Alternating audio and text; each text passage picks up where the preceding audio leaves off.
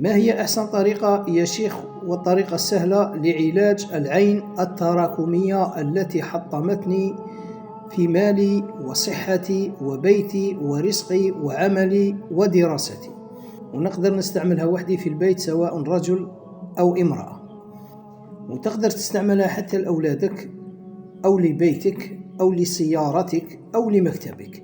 أحسن طريقة إخواني أنك تجيب قارورة من الماء كما هذه، تفتحها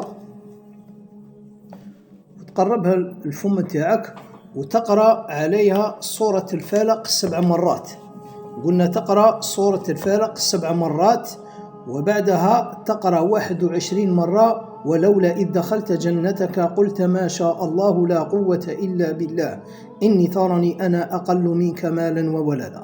تقرأها 21 مرة، وبعدها تغسل بها وجهك ويديك وترش المكان اللي راك فيه سواء في عمل أو البيت، ترشه وتشرب منه يوميا وتكررها يوميا لك ولأولادك وزوجتك، يعني تحصن العائلة نتاعك كاملة وتداوم عليها يوميا وما تحبسهاش نهائيا، وسوف ترى نتيجة مذهلة لإبطال العين التراكمية التي تسبب التعطيل أكثر من سحر التعطيل وبالتجربة. مع تحية شيخ الراقي والمعالج والمدرب أبو تقي الله الجزائري.